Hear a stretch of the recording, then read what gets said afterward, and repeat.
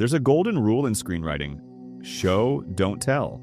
It's a simple principle, yet one that separates good storytelling from great storytelling. Rather than resorting to exposition to tell the audience that a character is brave, show them performing a courageous act. Or instead of explaining that a situation is tense, create an atmosphere of palpable suspense. It's about immersing the viewer in the world of the film, allowing them to feel the emotions and understand the stakes through action, expression, and environment. This rule is the bedrock of visual storytelling. It challenges creators to trust their audience, to allow them to interpret and connect with the narrative on a deeper, more visceral level. And while many filmmakers have grasped this concept, there was one particular master of the craft who understood this rule better than anyone else. A director who could build entire worlds and complex characters with barely a whisper of dialogue.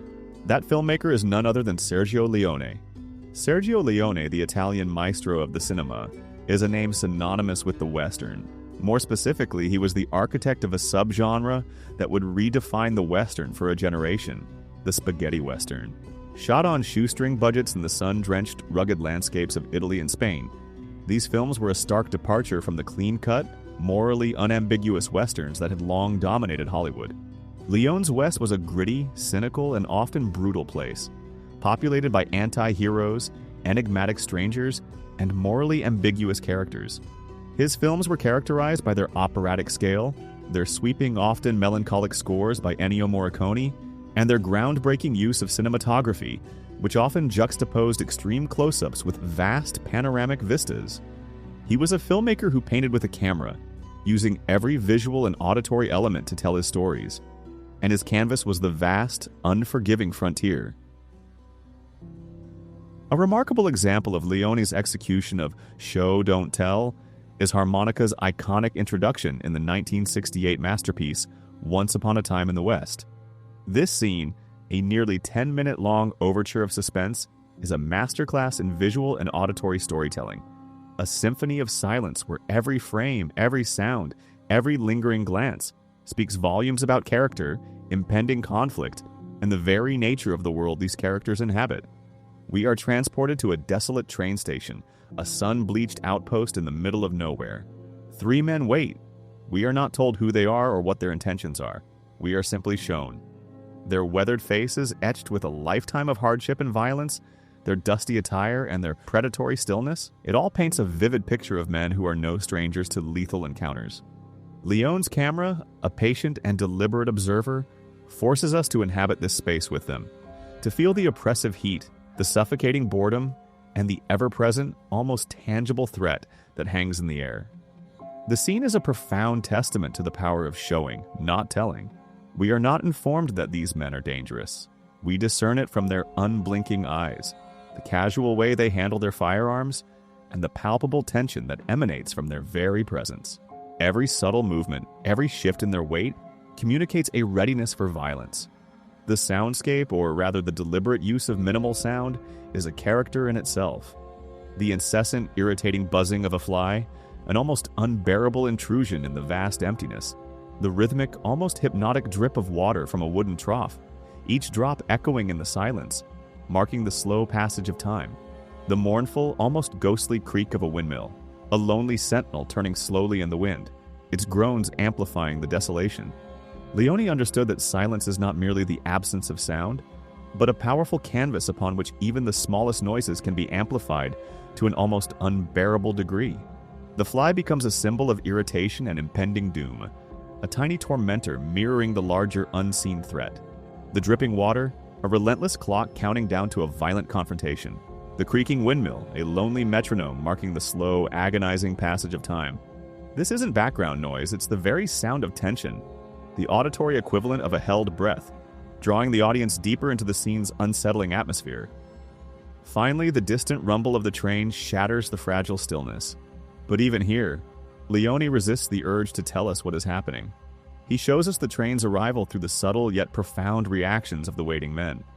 Their eyes, previously scanning the empty horizon with a detached patience, now fix intently on the approaching locomotive. Their bodies, once relaxed in a predatory slouch, now tense with anticipation. The camera lingers on their faces, capturing every subtle shift in expression, every flicker of emotion, every tightening of a jaw. We know, without a single word being spoken, that the moment they have been waiting for, the reason for their patient, deadly vigil, has finally arrived. The sound of the train grows from a distant hum to a roaring crescendo, filling the frame with its immense presence. And then finally he appears. Harmonica. His entrance is a masterclass in understated cool, a perfect embodiment of the show don't tell philosophy. He is not introduced with a grand speech or a dramatic monologue. He simply steps off the train, a lone, enigmatic figure silhouetted against the vastness of the landscape and the steam of the locomotive. His presence is a profound question mark, an immediate and undeniable shift in the power dynamic. The three gunmen who had been the undisputed masters of this small, dusty world are now confronted by an unknown, and therefore an immeasurable threat. His eyes framed by the brim of his dusty hat, they are the eyes of a man who has seen too much, a man who has come to this desolate place for a very specific and likely dangerous reason. And then the music. Ennio Morricone's haunting harmonica theme, a melody that is both mournful and menacing, a lament and a warning. It is harmonica's voice, his past, his motivations, his very soul, communicated through a few simple, unforgettable notes. We hear it in the music, we see it in his piercing gaze, and we feel it in the heavy silence that precedes the inevitable confrontation. This is far from being the only instance where Sergio Leone has followed this golden rule. For example, take his 1966 masterpiece, The Good, the Bad, and the Ugly. The final three-way standoff in the cemetery, often referred to as the ecstasy of gold sequence, is a symphony of silence and suspense. The tension is built not through dialogue, but through the intense close-ups on the actor's eyes, the soaring, almost spiritual music by Morricone, and the agonizingly slow build-up to the draw.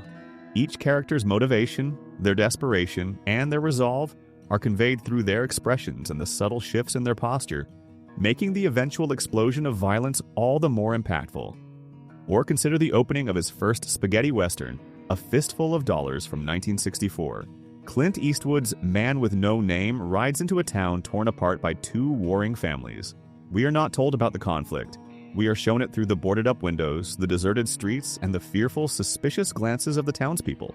The visual decay of the town, the immediate sense of danger, and the wary interactions of its inhabitants paint a clear picture of a community consumed by violence, all before a single line of exposition is delivered. Another powerful example comes from For a Few Dollars More, 1965.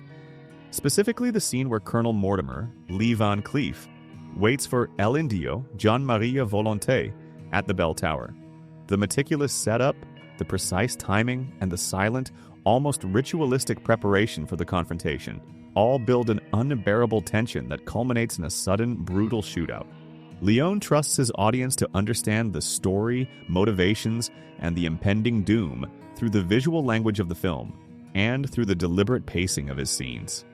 By letting silence do the talking, by allowing the sounds of the environment and the expressions on faces to carry the narrative weight, Sergio Leone crafted an unforgettable introduction, a scene that perfectly sets the stage for the epic drama that unfolds. It's a powerful reminder that sometimes the most profound statements are made without uttering a single word. Sergio Leone was masterful at conveying his stories through visual storytelling, intentional camera work, and long, drawn-out silences. And his influence in film has lived on to inspire countless parodies and recreations of his most iconic film moments. His unique approach to filmmaking, characterized by extreme close-ups, wide-angle shots of desolate landscapes, and a deliberate, almost meditative pacing, fundamentally reshaped the Western genre and left an indelible mark on cinema as a whole. There are many important innovators and filmmakers from the Western genre, such as the classical grandeur of John Ford, the gritty realism of Sam Peckinpah, and the psychological depth of Howard Hawks. But no one truly understood the golden rule of show, don't tell. Quite like Sergio Leone,